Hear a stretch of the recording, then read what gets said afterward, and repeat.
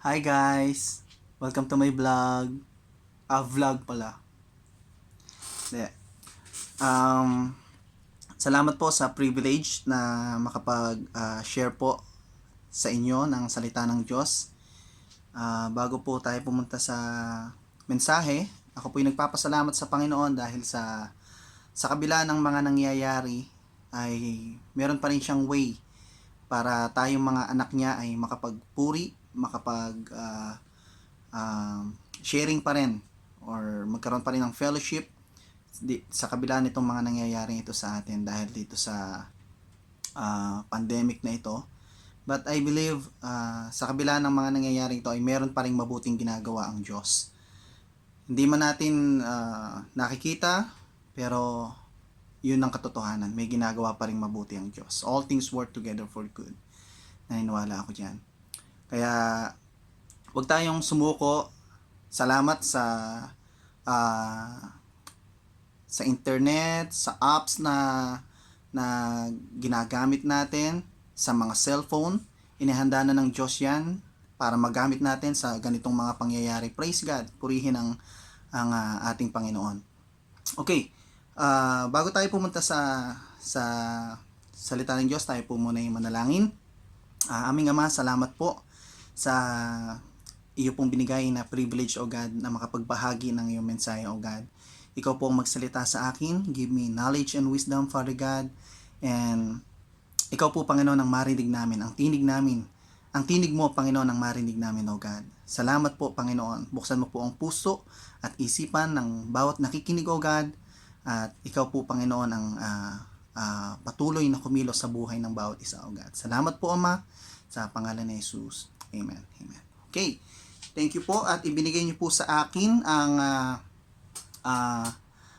lesson 5 or yung ikalimang wika ni Jesus nung andun siya sa nakapako sa krus, which is the word I thirst.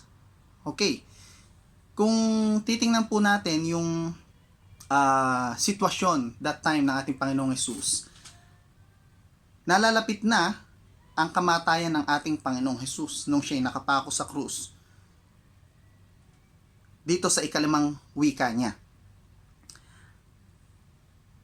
At this moment, sa mga oras na yon ay sobrang sakit or sobrang hirap na ng kanyang nararamdaman.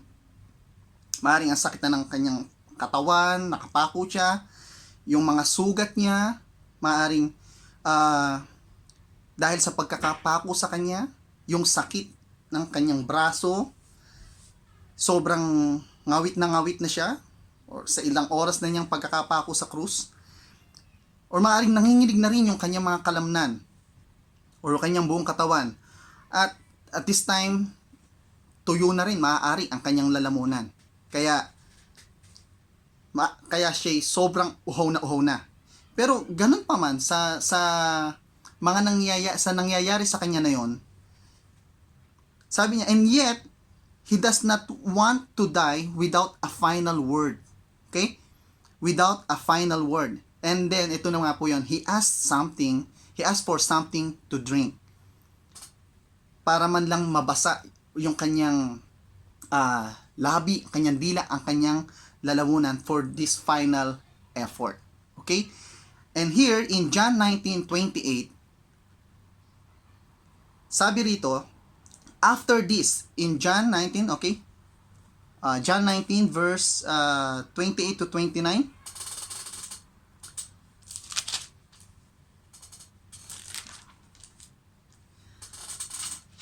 The death of Jesus. Later, knowing that everything had now been finished, and so that scripture would be fulfilled, Jesus said, I am thirsty. Verse 29, a jar of wine vinegar was there. So they soaked a sponge in it, put the sponge on the stalk of the hyssop plant, and lifted it to Jesus' lips. Okay, another translation, in John 19:28, after this, Jesus, knowing that all was now finished, said, to fulfill the scripture. Then he said, I thirst. That's the key, to fulfill the scripture. In Psalms In Psalms 69:21, makikita natin the fulfillment of the prophecy. Here in Psalms 69 verse 21, they gave me poison for food, and for my thirst, they gave me sour wine to drink. Okay? Kung aaralin natin ng mas malalim ito, may mga significant or may mga kahulugan yung mga nabanggit diyan, like yung hyssop or yung mga yung sour wine, pero hindi na natin mapag-aaralan dito. So bibigyan na natin yung pinaka-message, okay? Pinaka-message. Okay, dahil sobrang uhaw na ang ating, ito yung pakiramdam ng kanyang pagiging human, okay?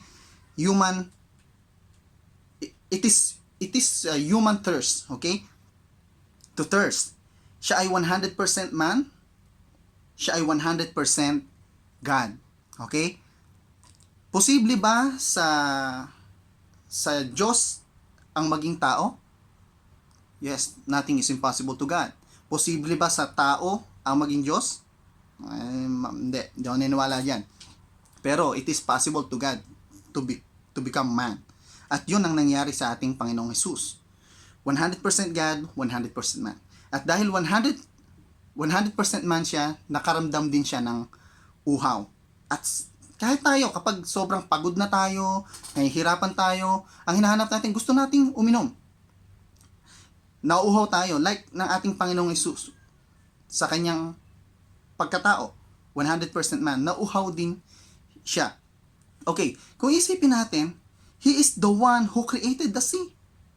The one who told Moses, sabi niya, hampasin mo yung bato at dadaloy ang tubig.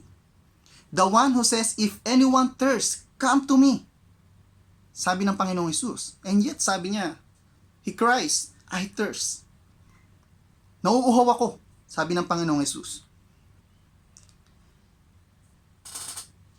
In John 4 verse 13 to 14, the Gospel of John first refers to thirst when Jesus meets the Samaritan woman at the well, after first asking for a drink. He answers the woman, everyone who drinks of this water will be thirsty again. But those who drink of the water that I will give them will never be thirsty. The water that I will give will become in them a spring of water gushing up to eternal life. Imagine, yung sinabi ni Jesus na siya ang nagbibigay ng tubig na hindi ka na mauuhaw kapag ikay uminom. Yet siya nagsasabi ngayon na nauuhaw ako. Ano bang kauhawan ng sinasabi ng Panginoong Jesus? Jesus also thirsts in a spiritual sense. Okay? He thirsts for love. He thirsts for the love of His Father. Kung makikita natin dun sa ika-4 na wika ng Panginoong Jesus, sabi niya, my God, why have you forsaken me? Bakit mo ako pinabayaan? Andun din yung uhaw niya sa love of the Father. Yes, God loves him, pero sabi nga doon is kailangan he must fulfill his mission. Kailangan matapos. So andun yung uhaw niya sa love ng kanyang Ama, and he thirsts for the love and salvation of his people. Okay? Gusto niyang maligtas ang mga tao. Kasama tayong lahat doon. Gusto niyang maligtas. At andun yung uhaw niya. Ginagawa ko to para sa inyo. Gusto kong tapusin to para sa inyo. Dahil gusto ko kayong maligtas. And yan ang uhaw ko. Yan ang sinasabi ng Panginoon. At this time, maaari ba nating sariwain? Maaari ba nating sariwain yung ginawa ng Panginoong Jesus na ito? Na nung siya'y nasa krus, I know it's already finished, tinapos na ng Panginoon to, but this time, alalahanin natin, sariwain natin yung pangyayaring yon. Okay? Na sinasabi niya, isipin natin, habang siya'y nandun sa krus, isipin natin, sinasabi niya ngayon, nauuhaw ako. Nauuhaw ako, sinasabi ng Panginoon. Ano yung kauhawan na ito? Maaring siya'y, nauuhaw siya sa pag-ibig, then, sinasabi ng, can you love me? Sabi ng Panginoon, can you love me back? Nauuhaw ako sa pag-ibig. Can you love me back? By simply accepting my love. Nauuhaw ako sa oras. Can you give me time? Maring yan ang sinasabi ng Panginoong Hesus. Nauuhaw ako sa oras nyo. Pwede nyo ba akong bigyan ng oras? Pwede ka bang magbigay ng oras para manalangin? Pwede ka bang magbigay ng oras para magbasa ng Bible? Nauuhaw ako. Nauuhaw ang Panginoong Hesus sa oras. Okay? Maaring nauuhaw ang Panginoong Hesus sa pananampalataya. Gustong iligtas ng Panginoon ang lahat. Pero, asa tao pa rin ang choice. Diba, binabahagi natin ang mabuting balita. Kung mananampalataya sila sa Panginoong Hesus, praise God. Kung hindi, pinili na nila ang kanilang destinasyon.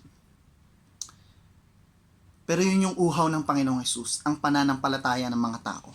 Gusto niyang iligtas. Kung bakit siya nandun sa krus, kung bakit niya tinapos ang lahat, dahil gusto niyang maligtas ang mga tao. Mahal tayo ng Panginoon. Yung hirap niya doon, yung agony, pero tinapos niyang lahat para sa atin dahil gusto niya tayong iligtas. Mahal ka ng Panginoon. Nauuhaw siya sa oras mo, nauuhaw siya sa pag-ibig mo, nauuhaw siya sa paniniwala natin sa Kanya, nauuhaw siya sa pananampalataya natin sa Kanya. Trust Him. Huwag natin isuko yung ating pananampalataya. Huwag natin isuko yung pag-ibig natin. Huwag tayong madala ng mga nangyayari dito sa mundo. Focus. Mag-focus tayo sa Panginoon. Sa tinapos ng Panginoong Hesus. Tinapos na niya. Tinapos na niyang lahat para sa atin. At kabilang dito, itong pinag-aaralan natin ito, yung ikalimang wika niya na siya'y nauuhaw. Nauuhaw ang Panginoon. Hopefully, may natutunan tayo sa mensaheng ito ng ating Panginoon. Kung maaring mas nabibigyan natin ng panahon ng ibang oras, maaring nakafocus na tayo sa ibang bagay, nawawala na tayo ng oras sa Panginoon din. Sinasabi ng Panginoon, nauuhaw ako. Nauuhaw ako. Love me back. Give me time. Amen? Maraming salamat sa Panginoon sa kanyang mensahe na ipinagkaloob sa atin. Na-miss ko po kayo at patuloy po namin kayong ipinapanalangin dito. At nandito yung aking asawa, andun po nakahiga. At kinakamusta niya rin po kayo. Dapat po nakapagbakasyon kami. Kaya lang that time is nakaban naman ang Pilipinas. Kaya hindi rin po kami natuloy. Then after naman nun, ito naman coronavirus. And yet, God is good all the time. All things work together for good. Salamat po sa privilege na ako po'y nakapagsalita sa inyo. Nawa po ay natuto po tayo sa mensahe ng Panginoon. Sa lahat, Diyos po ang papuri at mag-iingat po kayong lahat dyan. Miss na po namin kayo. Bye-bye. God bless po.